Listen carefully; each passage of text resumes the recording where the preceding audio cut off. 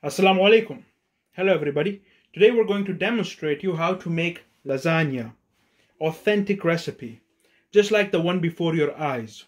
So sit back, relax and enjoy. And without any further ado, let's get started by listing the ingredients.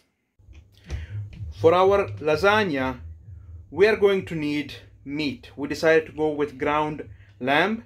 The original recipe requires you to use ground beef. However, we decided to go with lamb since it contains less fat and therefore it is slightly healthier.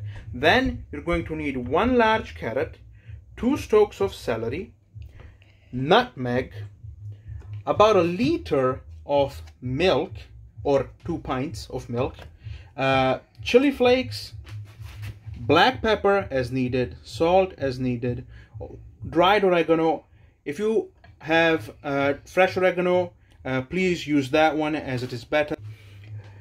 Pasta sheets, we have the store-bought ones here. 1 large white onion, butter, chicken stock cube, 5 cloves of garlic. Then for our ragu we will need tomatoes. We decided to go with canned tomatoes. And finally, when we will assemble our lasagna before putting it in the oven, we will need mascarpone or ricotta cheese. These two are interchangeable, so you can go with either one. Finally, to garnish and add more flavor to our recipe, we will use some flat leaf parsley and some fresh basil. To start by making the ragu first of all, for which we're going to chop a large white onion. So as you can see, I've peeled the onion and I'm going to show you how to chop it very finely.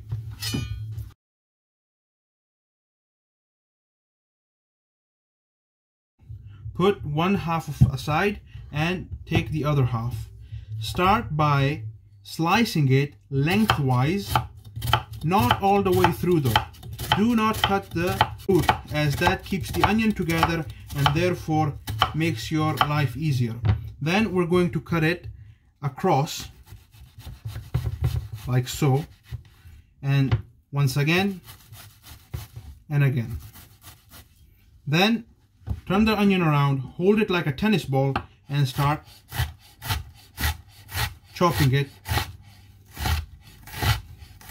with straight, long strokes. Once you get about this point, turn the onion around and chop it again. Make sure you don't leave any flesh behind. We want to avoid wastage. And ultimately, you'll be left with this, the root. Discard this. Now, once you have chopped half of your onion, if you want to go even finer, you can, of course, use the technique known as rock chopping. So you place the knife like this, you put your left hand on top, and you start chopping like so.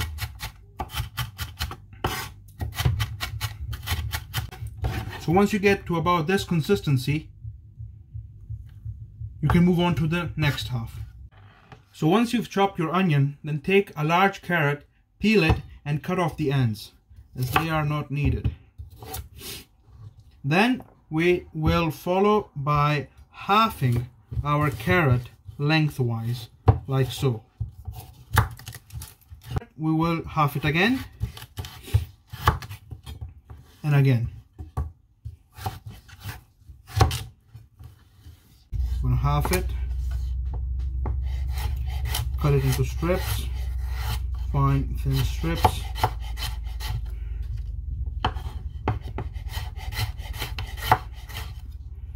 And then bunch it up and then chop it as finely as possible.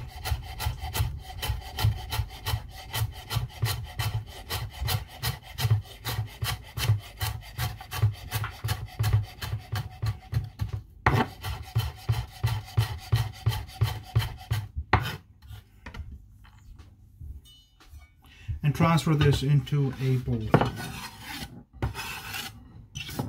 Our next step is to chop the celery. So take your stalk of celery, chop off the ends since they are not needed, split it in half and into strips.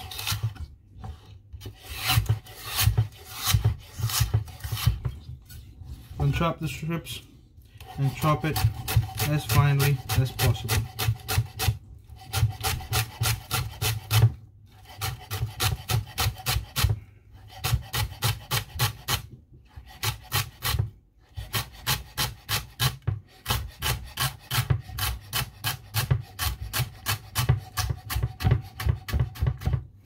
There you go.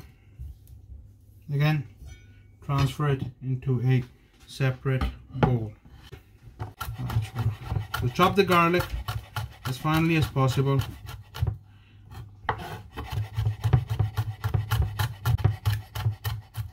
And then again, use the chopping technique to make it even finer. And there you go. Finely chopped garlic. Take a large stock pot and place it on a medium heat. There you go. Then add a 3 tablespoons of olive oil into your pan. There you go. And then add your veggies. Onion, carrots and celery. Add it to your pot and start sauteing the vegetables in the pan for about 5 to 6 minutes or until they become translucent and fragrant. Then we'll add our garlic. So our veggies are sauteing in our stock pot on a medium to high heat. In the meanwhile, we'll prepare our stock that will be used later on. So first step is to turn on the heat on a high heat. Pour in about a liter of water, in which we're going to crumble in 2 chicken stock cubes. So just take them like this and crush them between your fingers. Take the other and repeat the same step again. Crush them between your fingers and crumble them into the water. Vegetables have loosened up. They've released their liquids and they've become translucent. Now what we can do is we have to add our garlic, which we've chopped previously. So here it is. That's the garlic.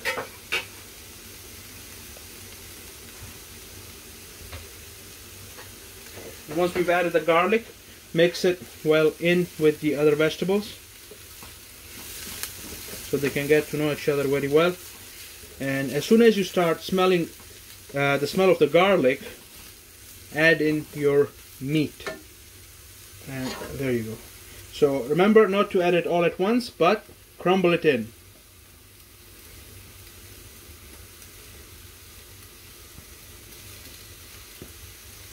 Since it will be easier later on to mix it in.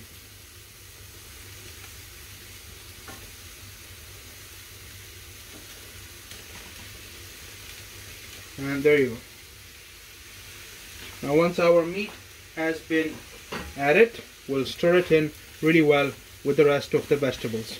Now we have to cook our meat until it's all the way cooked through, and also we have to let it brown, since that is what will give the flavor to our ragu. So as you can see, after 10-15 minutes our meat is fully cooked through and has also changed its color. So if you come closer, you can see the meat has changed color. Now it's a beautiful light brown. That's what we want to achieve. Now once this has been achieved, we will add in our tomatoes. There we have them, our tomatoes. So just pour them in. Mix in your tomatoes with your meat really well. So once our tomatoes have been well incorporated with our meat and veggies, we will add in some herbs to add flavor to our ragu. We'll start by adding some basil. You can see some chopped basil. Once that's achieved, we'll add in a whole bunch of parsley, a tablespoon of dried oregano, and 2 teaspoons of chili flakes to add a little bit of a kick to our ragu. I would advise against adding salt and black pepper now, because once your ragu is ready, you can always adjust later on. So mix in your greens and the chilies well into the ragu.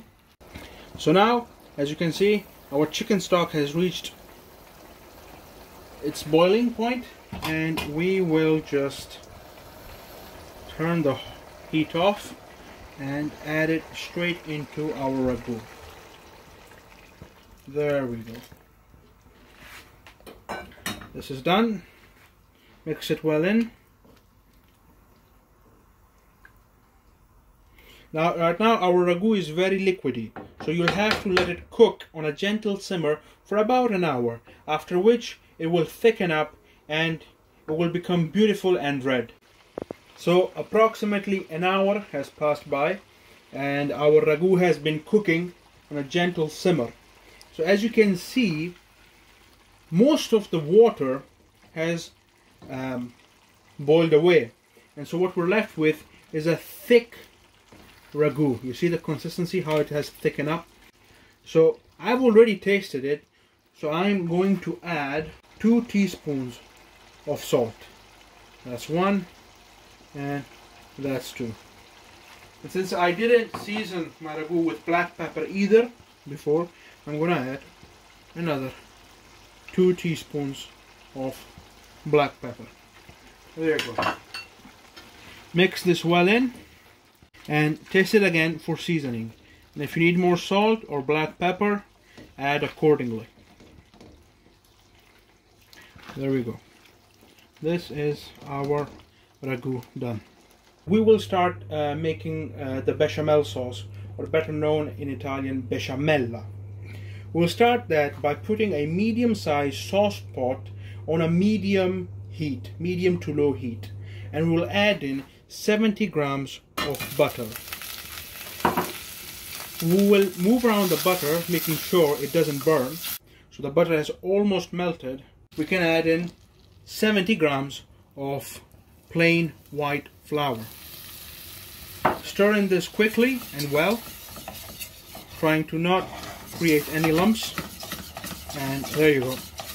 And keep cooking this until the flour has cooked through. This is known as a roux. Okay, as you can see, most of the flour has cooked through and the butter has been well incorporated with the flour. Now we'll add 1 liter of whole milk, slowly. So we'll drizzle in maybe 100 ml at first, and we will make sure that it gets fully incorporated with our roux. Now let's add the rest of the milk in.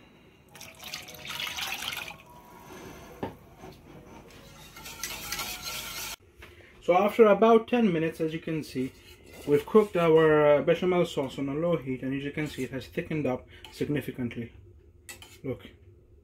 So now all that is left to do is to season it. So we're going to season it with a bit of salt and nutmeg. Remember, always season your bechamel with nutmeg. So there you go. We go with a solid pinch of salt, and we go with a little bit of nutmeg. That's it. Just stir this in, and there you go. That's your bechamel sauce ready to be used whenever you need it.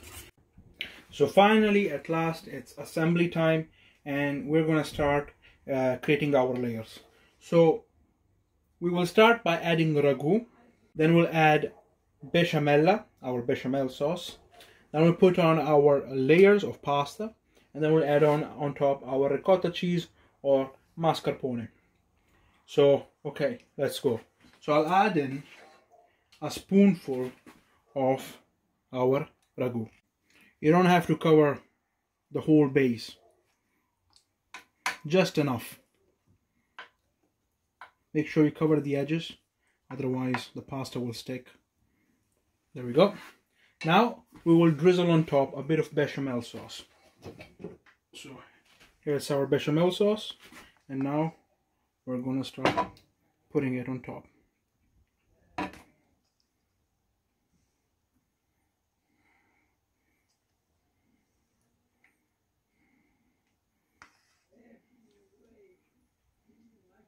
And one last spoonful. There you go. Now we can put on top of this our pasta sheets. We want to put them vertically as they match the width of our casserole.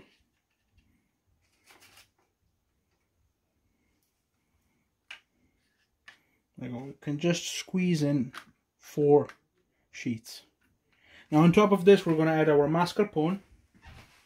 Here it is, or ricotta.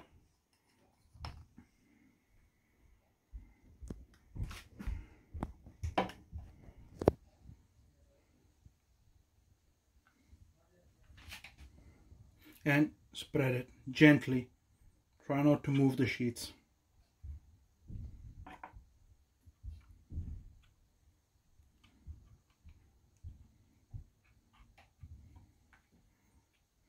A bit of more here on this side.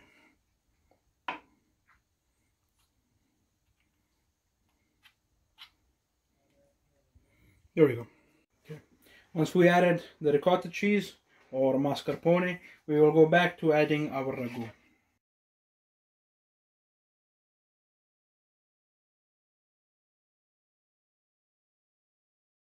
There we go. Now we put in our bechamel sauce.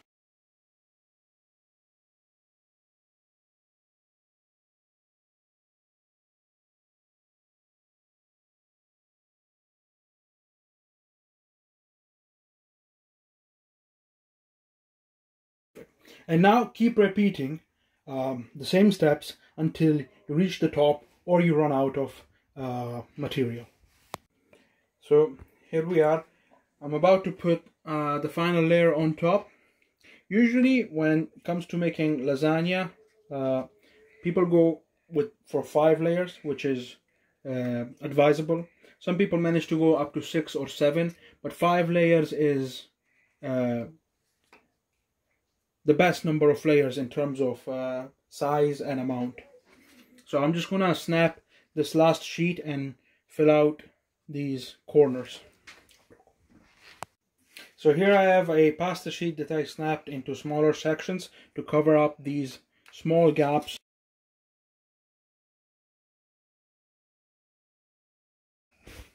And now we're going to put our ricotta on top again. 1 tablespoon per pasta sheet.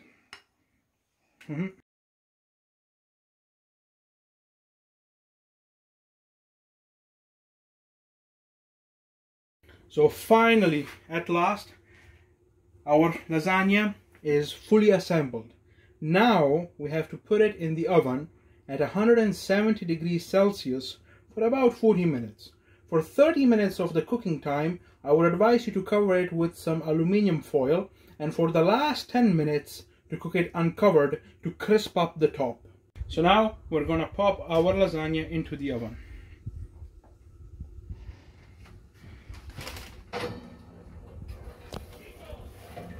We're going to come back after 40 minutes to see the final result.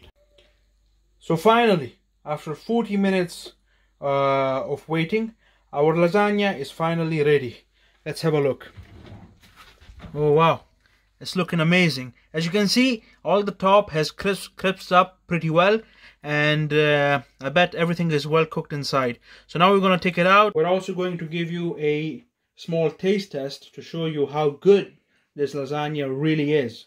So let's hack ourselves a slice and we'll show you from there. So I'll just take a small slice from this corner over here.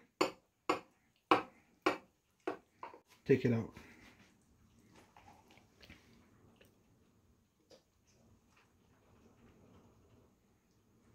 Amazing. Let's go to our plate and plate it out. So there you go. What a beautiful piece. So now taste it and test it. Wow, that was truly delicious. I'm gonna get another bite. The flavor is truly mind-blowing. It's at the peak. This has to be the best lasagna I've ever tried. Honestly, not even joking. I would recommend this recipe to anybody who wants to try to make lasagna for their families. I bet you're going to make your family members very, very happy. Especially the kids. They love it. As soon as they smell the smell of lasagna in the house, they will come running at the kitchen. So finally, I've taken out my lasagna outside the oven. As you can see, it looks beautiful. You see so many colors going on at once. As you can see, it looks very messy. In fact, lasagna was meant to be messy. It was never meant to be a neat looking dish. You know, that's where all the flavor is, in its colors. So that's all from me. We'll see you in the next video. Well done. Allah Hafiz. Goodbye.